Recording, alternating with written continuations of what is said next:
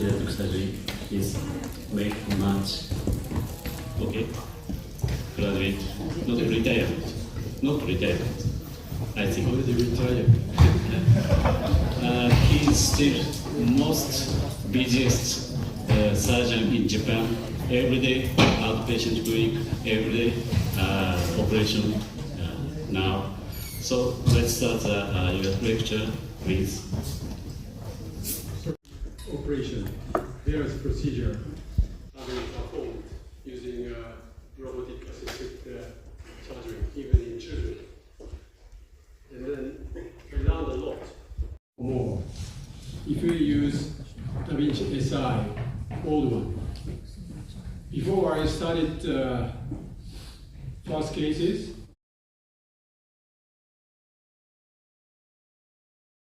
or more.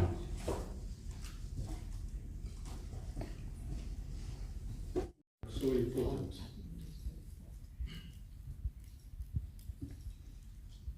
So here you can see the trocar position. We need at least 4 centimeter, 4 centimeter, 4 centimeter. This is the target.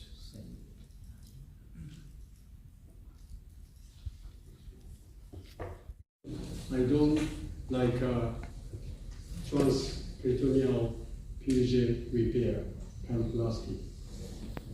So I always use retroperitoneal approach. Initial trocar is here.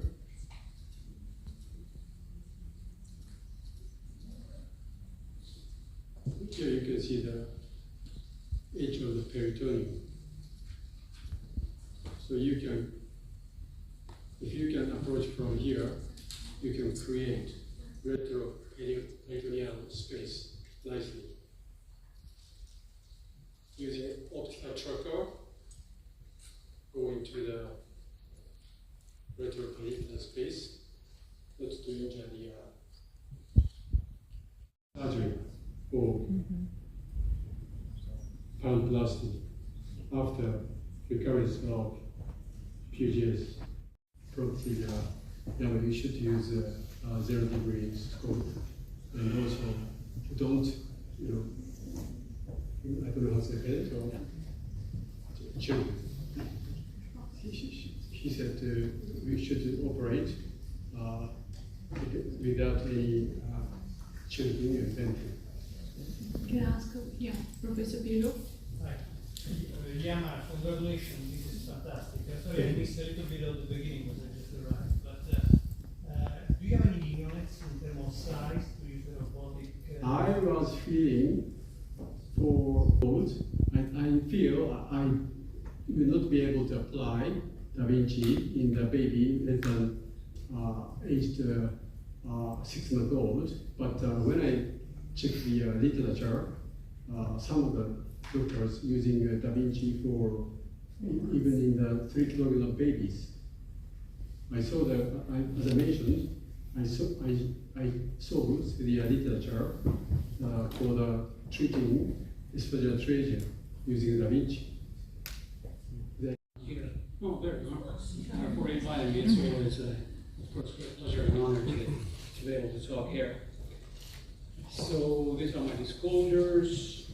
I have to confess first that I haven't done any basic science on intestinal transplantation since my PhD studies studies on policy since 2008. The global activity has decreased. In total, about 2,000 children underwent intestinal transplantation worldwide. Census statement was published in 2020, and according to them, the indications come during the first year. A chronic allograft rejection or chronic increases the risk of rejection, which allows individual centers transplanted 155 pediatric patients. The median age at the time of transplantation was 7 years. The most common indication was Schindler syndrome levels and vessel vitamins.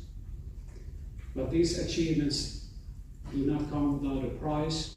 Children with a complicated intestinal failure and parenteral nutrition. And should be considered as treatment option when everything else fails and when Get into more clinical aspect. This not surgery.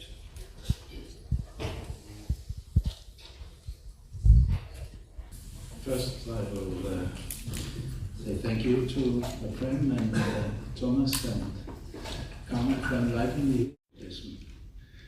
And cretomelis is also a key accepted risk factor for bacterial malformations. And then, of course, maternal half brothers, the risk was 3.4%, but in the maternal, this slide, and then you will notice that this is photism, and then the other authors, indeed, this is true. And then they recommend that exercises in two series of cases. One operated after old age, also with a very low germ cell number, and either they had a germ cell number under the lower range of normal germ cell distance in small boys up to 2 years old. And this from Curie and Barrett-Gommel, where they found only 30% on the center testis, and for every 6 months delay, and you can see these data, even if they're younger, it could be even lower. But germ cell neoplasia in situ today, 2.1% atrophy, but the age of those having atrophy were smaller than used, probably at just around 85%. But, and that's the point here, they have found some studies that if you are you know him, of course. He is one of the more consistent actors in this group.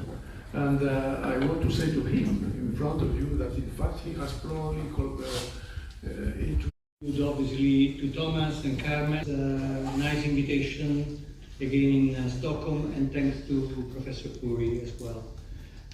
So in my talk I'm going to touch upon some that hopefully will bring into based therapy in neck.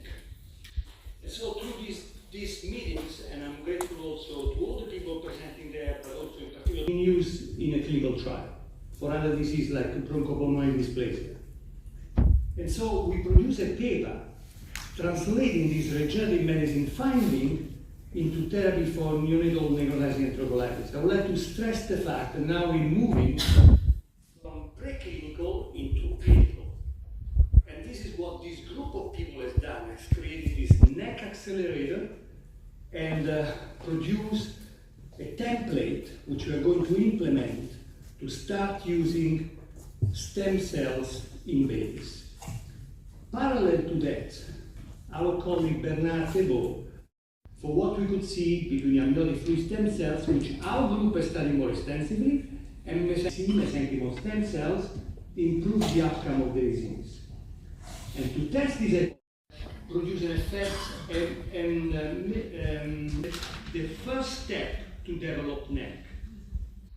And so the remote ischemic conditioning could be something that could be implemented. We have been looking to translate this into clinical care. So